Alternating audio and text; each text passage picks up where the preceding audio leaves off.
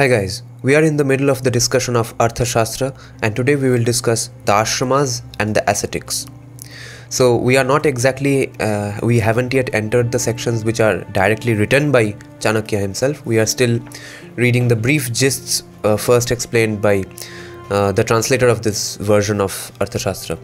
This is by L.N. Rangarajan, a retired IFS officer, and he did this third translation of Arthashastra in the early 1990s, and the previous two were done by other people, one of whom found the Arthashastra text itself, but those the translation quality is very tough to understand, as is this, but those two were even tougher. So let us see what Chanakya has said about Ashramas.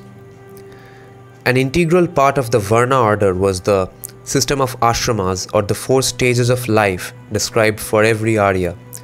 Since we will get into who are the Aryas and who are the non-Aryas, not Aryan Aryas.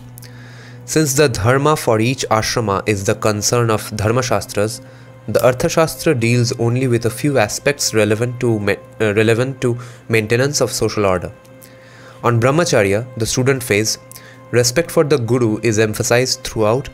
The teacher's wife was like a mother. Sexual intercourse with her was punishable by first castration and then death. Students could have a share in the property of a guru dying without leaving a guru who died without leaving a legitimate Brahmin son.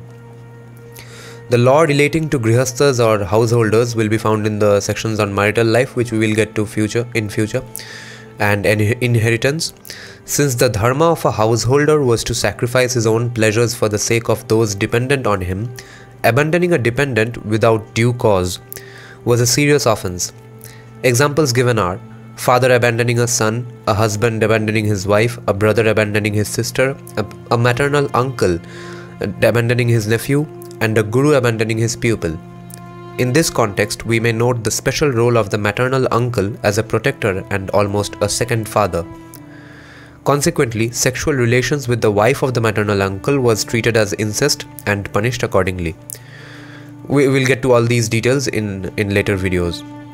These are just small gists.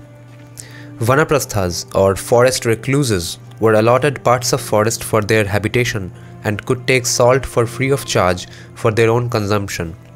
Getting salt and ghee free of charge is one of the central high points of a Kautilyan state. Now we come to Ascetics. Ascetics.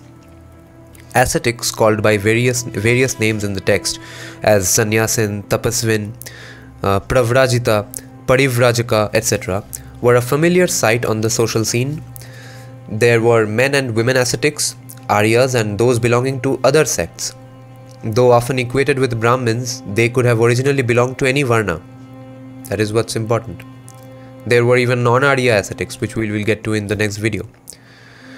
They are often referred to in the text as Munda or Jatila. Munda means shaven head and Jatila means with matted hair. They were allotted forest areas for their meditation and contemplation, but they had to live in harmony, make room for newcomers and not annoy each other. Their property could not be claimed as war booty. Why would someone follow this policy of not taking their property as war booty? Because the entire land was a civilizational state which was running on dharma. All this went to hell when other Turkic invaders came in the early 1100 AD. Respect was to be shown to them. Reviling, hurting or killing one was equated to similar offenses against father, mother or teacher. Torture of ascetics was prohibited. They could stay in lodging houses in the city and take salt for free of charge. As in the case of Brahmins, judges could look suo moto into their affairs and not dismiss their suits for lack of jurisdiction, etc. A wandering monk, Pravrajita, could travel free on the ferries with a pass from the appropriate authority. Since an ascetic had no family, his property passed on to his teacher or pupils, spiritual brother or fellow student.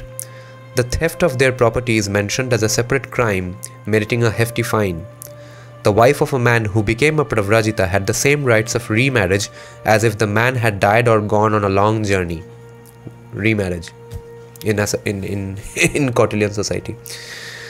for secret agents disguised as an ascetic made an excellent cover. As ascetics were free to wander, their presence anywhere was not unusual and they were held in respect and perhaps awe. Munda and Jatila were one class of stationary spies, and a wandering nun a class of roving spies. For details of how these were utilized, we will get to in part 9.